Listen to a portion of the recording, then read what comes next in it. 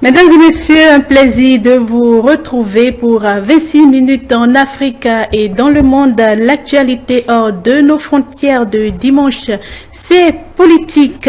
Comme on l'annonçait tantôt, nos invités sont déjà là. Ils étaient dans les coulisses et là, on les a installés. J'ai à ma droite Romel Rondénion. Romel, bonjour. Bonjour Maël, bonjour Rodolphe, bonjour chers téléspectateurs. Oui, en face de vous, Rodolphe Ataï, bonjour. Bonjour Madame Maël, bonjour à mon confrère et bonjour à nos téléspectateurs. Mesdames et messieurs, vous connaissez déjà la coutume sur ce plateau. Nous aurons à parler de deux actualités hors de nos frontières. Déjà, sachons que l'Afrique de l'Ouest reste en quelque peu en proie à de profondes secousses sociales, sécuritaires et même politiques. D'un côté, le Nigeria, première puissance économique du continent, fait face à une flambée de violence dans ces zones rurales, enlèvements, conflits entre éleveurs et agriculteurs, banditisme armé, autant de mots qui déstabilisent les campagnes et fragilisent le tissu communautaire de l'autre.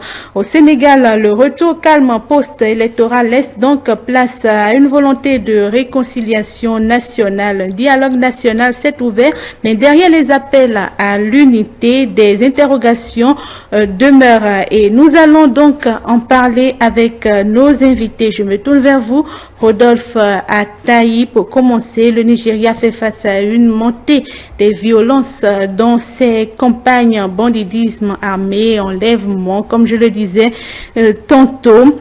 Comment expliquer la résurgence de ces tensions dans un pays déjà confronté au terrorisme de Boko Haram au nord?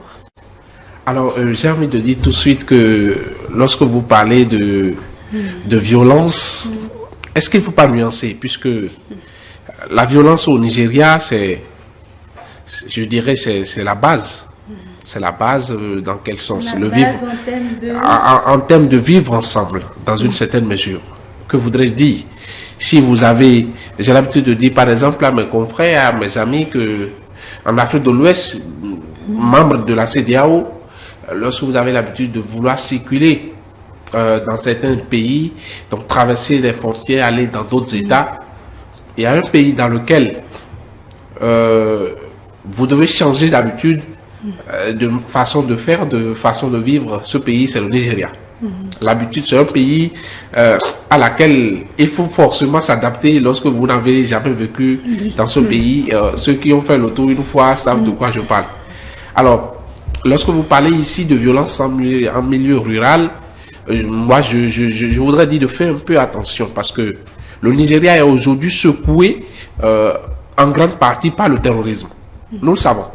Et donc les violences dont nous parlons ici, il faut essayer de faire une petite distinction entre les petits conflits entre peut-être des ethnies, entre groupes sociaux, entre les ethnies d'un même pays, avec le terrorisme qui lui ne connaît pas d'ethnie et lui n'a d'ennemis que tout le monde, toute la population, tous les citoyens, concitoyens du pays. Alors ici au Nigeria, vous allez constater que les actualités de ces derniers jours parlent beaucoup plus de guerre ou d'attaques de violence entre les peuls, donc les éleveurs et les agriculteurs, donc les conflits entre autres liés peut-être à la transhumance ou au fait que les attaques terroristes au nord font beaucoup plus de ravages et donc les concitoyens, les peuls sont obligés de fuir, de chercher à migrer vers le sud, évidemment ce qui crée un conflit. Et dans ce genre de cas, moi, la première des choses que je voudrais soulever, il faut essayer de faire souvent attention à ce genre d'informations parce que c'est souvent source de manipulation. Alors oui, au Nigeria, peut-être le terrorisme peut pousser les peuls à chercher à migrer peut-être vers le centre ou vers le sud. Mais est-ce que cela donne vraiment lieu à des conflits ou certaines personnes se cachent derrière ce genre de problématiques pour encore mener ou intensifier peut-être la menace djihadiste ou terroriste.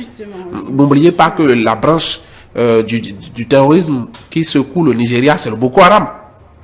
Et ils ont l'intention donc ils ont souvent l'habitude de profiter de ces genres de failles-là dans des États. Et donc la question ici, c'est justement, est-ce que réellement il y a de violence entre simples ethnies, ou c'est plutôt les attaques terroristes, les violences terroristes qui se cachent donc derrière ces multiples violences. Et l'autre chose, pour finir, c'est également que j'ai l'habitude de dire que quand on parle de violences entre ethnies ou entre groupes, il faut toujours essayer de faire attention aux causes. Il faut questionner les fondements. Qu'est-ce qui sont à l'origine? Quelles sont les raisons qui motivent ces genres de violences? Vous verrez que généralement, il y a soit des conflits territoriaux, soit des conflits du point de vue historique, soit il y a déjà aussi le chômage, qui est un véritable problème pour nous en Afrique. Et qui alimente donc, également évidemment, qui est source de tension, oui. puisque lorsque vous êtes assujetti, lorsque vous vivez une situation d'extrême chômage, de pauvreté, vous êtes facilement manipulable, vous êtes facilement assujetti, donc on peut rapidement vous endoctriner et vous traîner dans des histoires de terrorisme et j'en passe. Merci à vous. Alors, Romel Rondaignon, est-ce que d'une certaine façon, la psychose du terrorisme n'alimente pas un peu cette montée, ou je vais dire cette flambée de violence au sein des communautés? Est-ce que le terrorisme alimente la montée des violences entre les communautés? Je pense que très certainement, déjà quand le terrorisme arrive sur un territoire, la sécurité du territoire est déjà mise en cause. Ce qui signifie que ceux qui se retrouvent directement face aux terroristes, les populations qui se retrouvent directement face aux terroristes ont besoin de l'aide de l'État pour stabiliser leur sécurité, pour pouvoir se déplacer et permettre à ce que leur sécurité ne soit pas plus en danger qu'elle ne l'est déjà par la présence des terroristes. Malheureusement, dans plusieurs cas, les États ont du mal à lutter contre le terrorisme, ce qui fait que les populations sont, pour la plupart du temps, à l'agonie face aux terroristes.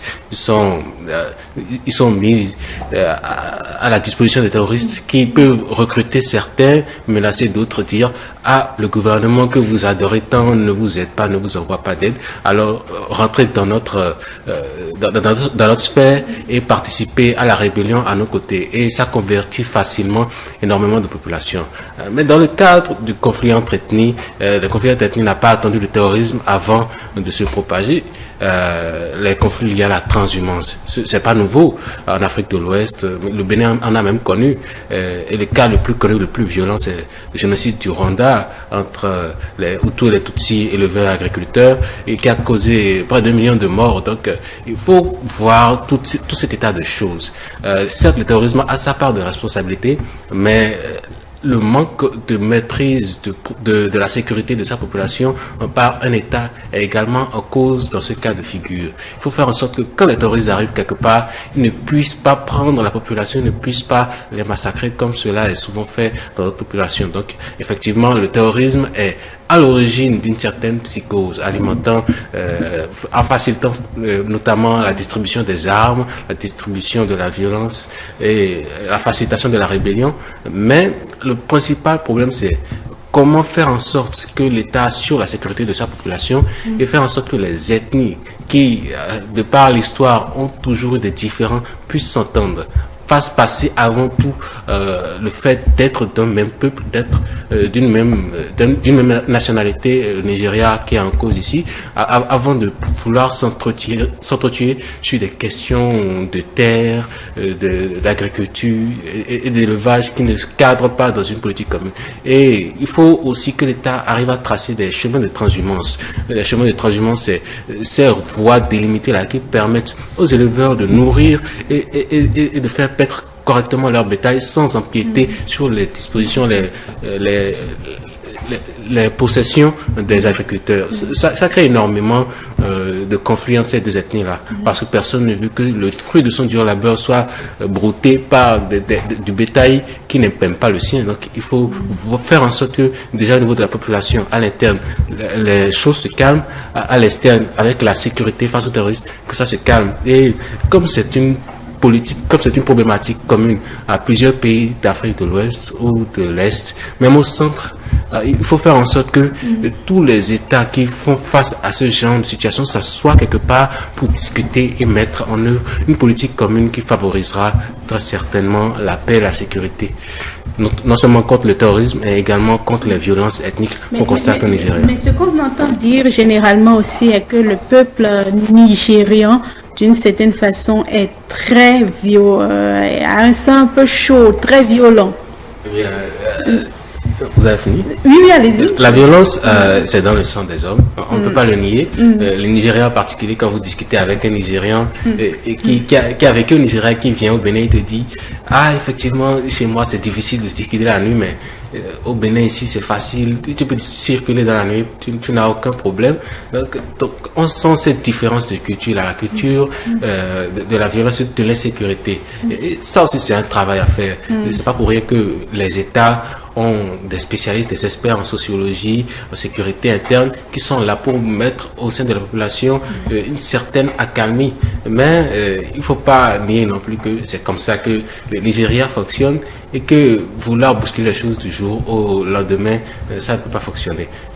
Mais la paix et la sécurité, la calmie des violences entre citoyens est tout à fait faisable par le durcissement des lois, le contrôle de la population et la mise en place d'une force policière assez conséquente qui peut embriguer complètement toutes sortes de délinquances qui amènent à ce genre de situation.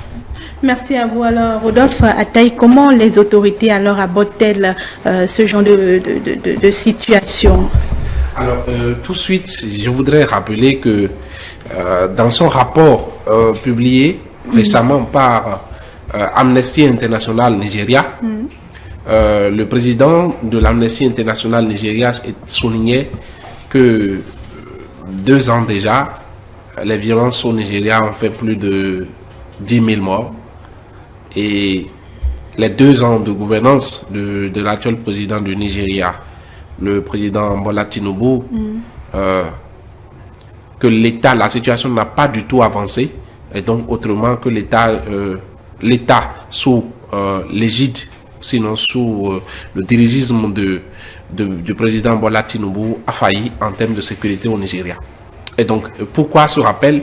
Pour dire que normalement, dans ce genre de situation, l'État devrait venir à bout. Même si l'État ne venait pas à bout, tout de suite, vous verrez des politiques concrètes. Donc, des politiques concrètes mises en place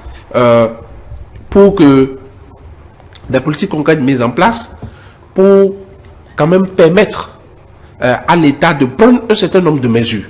Et donc, une fois ces mesures prises, évidemment, l'État pourra chercher des alternatives. Soit en mettant en place un cadre juridique assez fort, assez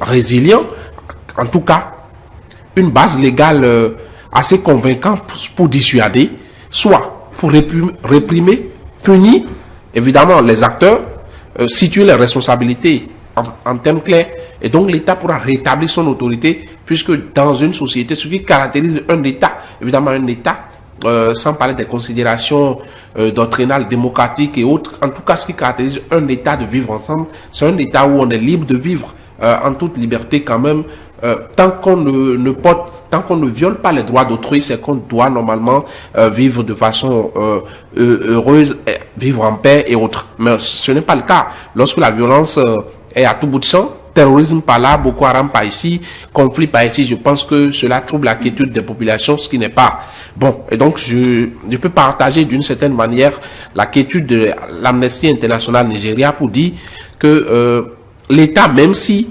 l'État a mis en place des mesures, je pense que les mesures sont insuffisantes. Il faut donc en augmenter. Pourquoi ne pas prendre l'exemple sur le Bénin? J'ai l'habitude de dire, parlant du Bénin, que nous n'avons pas de leçons à donner, mais les gens peuvent s'inspirer de nous comme nous inspirons également d'autres personnes. Au Bénin aujourd'hui, je ne vais pas dire que c'est totalement éradiqué, mais les conflits, par exemple, les conflits liés à la transhumance sont quasiment presque totalement en baisse chez nous. Pourquoi? Parce que à un moment donné, récemment, l'État a pris des dispositions, évidemment, et a défini même les couloirs de transhumance. Ce que fait qu'aujourd'hui, un éleveur, c'est que s'il draine ces bœufs dépassant les couloirs, ils se retrouvent dans le champ de quelqu'un, là, une responsabilité s'y accompagne.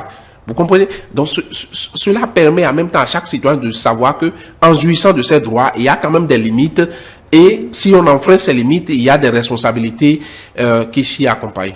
Merci à vous. Alors, rapidement, avant d'embrayer sur le second sujet, à quelle leçon, par exemple, Bénin, même d'autres pays en Afrique de l'Ouest, peuvent tirer de cette situation au Nigeria? Parce que, d'une certaine façon, les conflits intercommunautaires et également le terrorisme touchent tous les pays de l'Afrique de l'Ouest. Eh bien, je dirais d'abord que la leçon principale à retenir, c'est que nul n'est à l'abri de la violence, que ce soit terroriste ou interne. Et donc, il faut prendre des mesures pour éviter que cela se reproduise à l'avenir. Et donc, comme la CEDEAO est déjà une organisation sur le plan économique, alors elle a montré que effectivement c'est possible pour les États de s'asseoir et de discuter vis-à-vis des questions qui les concernent tous ensemble. Donc pourquoi ne pas prendre exemple sur ce genre d'officine afin de pouvoir se mettre en commun pour permettre à tout un chacun de réfléchir ensemble sur les questions de transhumance, sur les questions de terrorisme et les annihiler complètement. Ce n'est pas compliqué pour les États de discuter, ils savent très bien le faire, ils connaissent tous les protocoles pour le faire, donc il suffit simplement pour tout un chacun de prendre conscience que ce que se passe chez mon voisin peut arriver chez moi le lendemain si je ne réagis pas de la manière adéquate. Donc, récemment, après la destruction des drones, des bombardiers russes par les Ukrainiens, les États-Unis ont décidé de renforcer leur sécurité, la sécurité de leurs bombardiers, puisqu'ils estiment que si la Russie a pu se faire avoir par l'Ukraine, alors eux aussi, ils doivent mettre en œuvre des processus coriaces pour empêcher que quiconque puisse atteindre à leur sécurité. Et donc, c'est un exemple que les pays africains d'Afrique de l'Ouest, notamment, doivent prendre en compte pour pouvoir réagir de manière adéquate, renforcer la sécurité de son territoire, et lutter tout en commun contre le terrorisme et surtout mettre en œuvre des politiques qui permettent à ce que les conflits interethniques, que ce soit lié à la transhumance ou lié à quelconque autre cause, soit complètement endigués. C'est possible de le faire. On dit que la plupart des conflits liés au terrorisme, à la transhumance sont notamment liés au chômage, au manque d'emploi, etc. Donc, ce sont déjà des pistes sur lesquelles les États peuvent réfléchir. Sur le plan économique, ils le font déjà, mais sur le plan sécuritaire, apporter un plus, mettre en œuvre véritablement des politiques qui pourront favoriser la sécurité économique, de l'emploi et aussi la sécurité au sens de la défense du territoire et du corps des populations. Alors, je reste avec vous très rapidement, Romer Ndénion, le président Bassirou Diomaye Faye a lancé un dialogue national pour rassembler les forces politiques et sociales du pays. Peut-on y voir une volonté sincère de réconciliation? Bien, la volonté de réconciliation a été, je pense, l'une des politiques phares exprimées par Bassirou Diomaye Faye lors de son élection, réconcilier le Sénégal avec la démocratie. Et c'est pour ça, en particulier, que les populations sénégalaises se sont dit qu'elles allaient voter pour lui. Donc, il ne fait que prendre des actions vis-à-vis de ce qu'il a annoncé, faire en sorte que la population se retrouve dans les politiques démocratiques actuelles. Lorsqu'ils se sont rassemblés, effectivement, plus de 700 acteurs, des participants venus des différents partis politiques, des organisations de la société civile, des ONG, etc. Tout le monde s'est rassemblé pour pouvoir discuter autour de l'état actuel de la démocratie du pays et faire en sorte que tout un chacun se mette d'accord sur un programme, un projet qui mettra les bases d'une démocratie saine et empêchera à l'avenir que tout autre pouvoir en place veuille perpétuer ce pouvoir à l'infini. Donc effectivement, c'est une réconciliation claire avec la démocratie. Reste à savoir si les propositions qui ont été faites pourront être appliquées ou seront appliquées par le pouvoir en place. Merci à vous. Je me tourne vers vous à présent, Rodolphe Ataï. Ce dialogue marque-t-il une rupture avec la gouvernance de Macky Sall? Alors, pour moi, il n'y a aucun doute à répondre à cette question en disant oui, ce dialogue vise à mettre fin à la politique négative de Macky Sall, puisque Macky Sall n'a pas fait que de mauvaises politiques. Donc le dialogue ne vise pas à mettre fin aux actions positives qu'il aurait posées, mais aux actions de dernière minute que je qualifierais ici en griffe d'action négative. Je vais continuer en disant que pour moi, ce dialogue, qui, n'oubliez pas, a été boycotté par l'opposition, puisque l'opposition a refusé de prendre part à ce dialogue. L'opposition qui n'est rien d'autre ici que le parti de Macky Sall. Justement, moi, j'ai l'habitude de dire que lorsqu'une mauvaise chose vous arrive, il ne faut pas dire qu'une fois que vous l'avez traversée, alors la situation peut rester comme ça pour que d'autres personnes viennent également traverser la situation.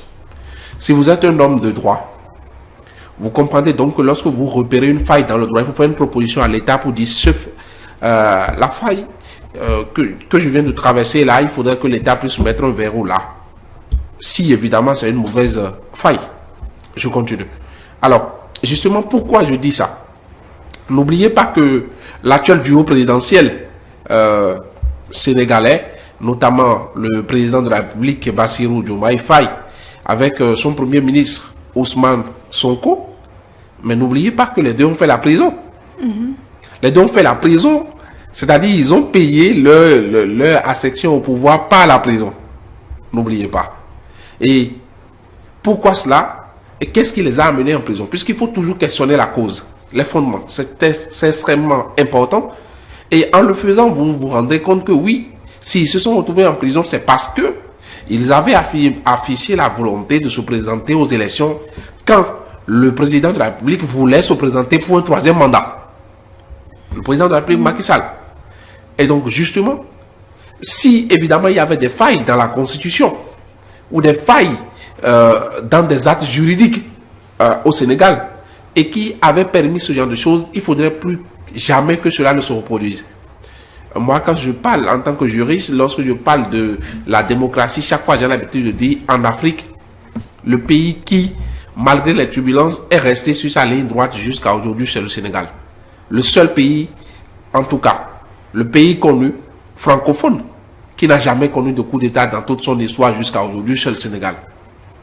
Autrement, c'est un pays qui peut donner des leçons. Et si, évidemment, il peut donner des leçons, il faudrait qu'il puisse penser les failles de son système. Et justement, ce dialogue, pour moi, en tout cas, c'est le but, c'est l'occasion d'un unique du gouvernement de dire plus jamais les choses qui se sont passées avant notre accession au pouvoir ne se reproduisent. C'est-à-dire... Une rupture, carrément. Pas une rupture en tant que telle, mais plutôt un verrou des mauvaises... C'est-à-dire un verrou des racailles de l'ancien système. Voilà. C'est-à-dire les pièces détachées de l'ancien gouvernement ou de l'ancien système qui restent sont abanis. Et c'est ce qu'ils sont en train de faire. Là où je salue la démarche, en tout cas en tant que juriste, pas partisan, en tant que juriste, là où je salue la démarche, c'est que aujourd'hui ce sont eux qui sont au pouvoir, n'est-ce pas? Si eux-mêmes, détenteurs du pouvoir, évidemment, ayant une possibilité de se repositionner encore, c'est-à-dire de vouloir encore briguer un autre mandat par la suite. Si aujourd'hui, eux-mêmes sont en train de mettre en place ces verrous, justement, les verrous s'appliqueront à eux-mêmes quand, devant eux, demain, il y aura d'autres opposants. N'oubliez pas. Et donc, lorsque ces verrous-là posés par un gouvernement en place sont des verrous, en tout cas authentiques, vrais, et ne sont pas des verrous, par exemple, visant à supprimer, par exemple, la limitation de mandat, puisque quand on commence par voir ça, en même temps, la logique dans laquelle on se place est oui, ce président veut s'éterniser au pouvoir. Mais lorsque c'est le gouvernement en place lui-même qui prend des mesures qui vont, qui parfois va à l'encontre de lui-même ses intérêts, c'est que évidemment la démocratie est en train d'être renforcée. Je finirai en donnant un exemple. Si par le passé le mandat était non limitatif, donc le mandat n'était pas limité, et que le président qui vient au pouvoir cherche à limiter le mandat désormais, j'ai l'habitude de dire que le gage de la démocratie, pour moi, c'est l'alternance au pouvoir. Puisque c'est à travers l'alternance seule qu'on peut retrouver, qu'on peut voir d'autres talents émerger, ces talents qui pourraient dépasser d'autres talents que nous avons déjà vus émerger. Et donc, le dialogue, pour la réconciliation, avec qui, pour moi, c'est avec la démocratie et non avec n'importe qui d'autre. Merci à vous. Vous avez déjà commencé à répondre à la question en thématique Romel Rondegnon, pardon. Alors, une opportunité de réconciliation, mais pour qui concrètement? Une opportunité de réconciliation pour qui? Je dirais d'abord pour le président de la République du Sénégal, Diomaye Faye, pour se réconcilier avec sa population. Vous savez, il y a déjà eu des propositions du genre un an auparavant et malheureusement, ces propositions n'ont pas été mises en pratique. Alors, c'est aussi une opportunité pour lui d'affirmer qu'effectivement, il est là pour la démocratie et pas pour autre chose. Quand un parti vient au pouvoir et que celui-ci a des intentions nobles envers le peuple, de pérenniser un système de gouvernance assez en accord avec les valeurs du peuple, alors celui-ci a le devoir de le montrer. Et effectivement, le montrer, c'est la première étape. Ensuite, véritablement mettre en œuvre ce qu'on a promis, c'est la seconde étape. Et pour l'instant, les propositions qui ont été faites n'ont pas été mises en œuvre. Donc, on attend que celle qui a été faite il y a un an déjà soit mise en œuvre avant de pouvoir spéculer sur la vérité de la réconciliation avec qui. Mais on peut aussi dire, dans une certaine mesure, que c'est une réconciliation du gouvernement sénégalais avec son peuple. Vous savez, même si le gouvernement est remplacé, ce n'est pas... c'est toujours le gouvernement, ça garde toujours la même dénomination. Donc, aux yeux du peuple, certes, ce sont des gens différents, mais ils ne sont jamais à l'abri de faire des actes pareils.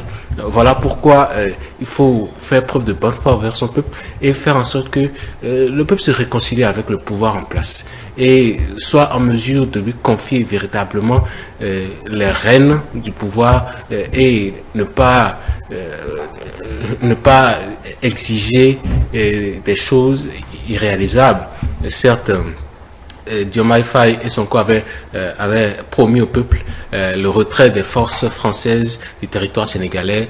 Pour l'instant, ce n'est pas encore véritablement cela, mais la chose à retenir ici, c'est que le gouvernement en place doit se réconcilier avec son peuple.